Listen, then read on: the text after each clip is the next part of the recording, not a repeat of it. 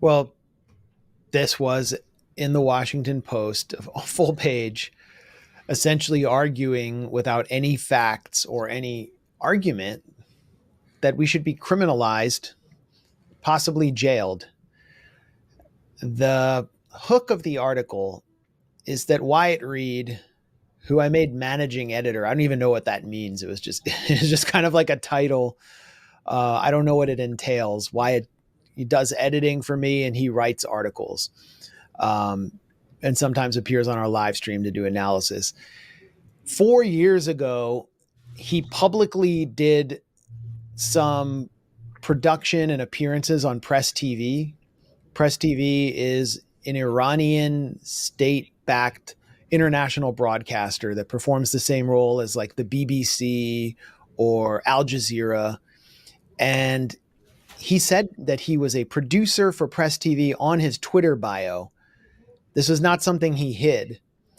I don't know what the facts of his arrangement were, what the details were with them, but you would assume if someone's doing production for them, and he was like covering things like Black Lives Matter protests and fairly mundane stuff. He was also covering them getting fees from CBS News, notorious enemy of the state, CBS News, for his coverage of Black Lives Matter. He was just out there launching a journalistic career independently, and he had no involvement with the Grayzone except that we would like hang out together sometimes. He wasn't on staff. And so that's all they have in this Washington Post article. And with that, basically they got these hacked documents somehow, which according to the hacked documents show Wyatt Reed got some chump change for his work for Press TV. They first alleged that Wyatt violated U.S. sanctions and therefore should be criminally punished.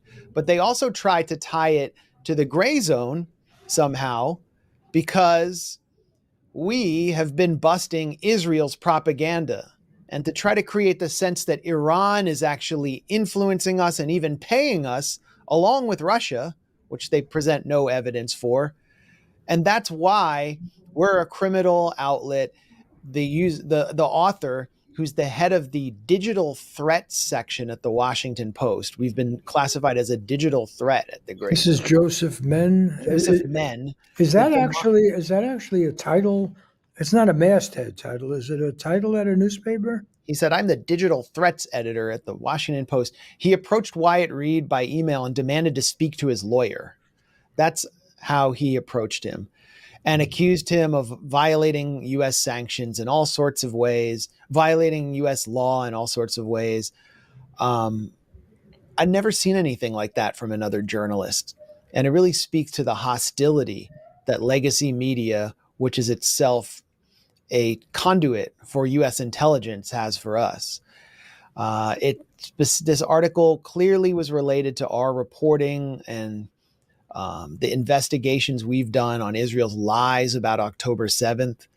He mentions it repeatedly in the piece, falsely accuses us of misinformation, then says that there's some kind of overlap in funding between Wyatt Reed and the Grayzone, which makes no sense, that election season misinformation is a plague and a menace, even though nothing we've written has anything to do with the U.S. election, nor is it misinformation. And uses words like the complexity of misinformation.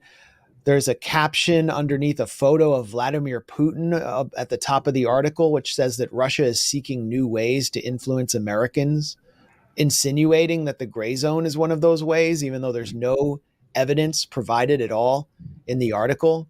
And I mean, let's just state Russia and Iran do not fund the Grayzone. So what is the point of this article? It's obviously that the three-letter agencies are after us. They can't discredit us. They see that our audience is growing, while the audience of the Washington Post has shrunk by 50% in the past year. And now they're just seeking to finesse some kind of federal investigation. If you look at every source in this Washington Post article, those quoted by the demonstrably mendacious author Joseph Men, they're all funded by the U.S. government, and their intelligence fronts, like the Atlantic Council Digital Forensic Research Lab, which is also funded by the United Arab Emirates, kind of adversary of Iran. Australian Strategic and Policy Institute is quoted there about the Solomon Islands. We've never written about the Solomon Islands. It's just like a complete non sequitur. But ASPI, this think tank that I just mentioned, is also funded by the US government and by arms manufacturers that are making tons of money off the Ukraine proxy war and off US military aid to Israel. Same with the Atlantic Council. The guy who got these hacked documents from about Press TV is a bizarre internet troll who has been described in his own emails and by others as an FBI informant. His name is Neil Rauhauser, just a bizarre character. And down the line, in other words, every source is sponsored by the US government or a foreign government, and they're falsely accusing us of being government backed when we're not. And this is what passes for journalism in the Washington Post.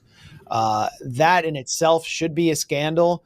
But what has happened is everyone who hates us, who wants to take us down because of our factual journalism, especially Zionists, the pro Israel lobby, has taken this article and declared matter of factly, without any evidence, that the Grayzone is funded by Iran and Russia.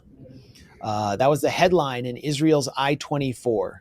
And they just state that without any evidence. Can you sue over that? Well, I'd have to go to Israel to sue them.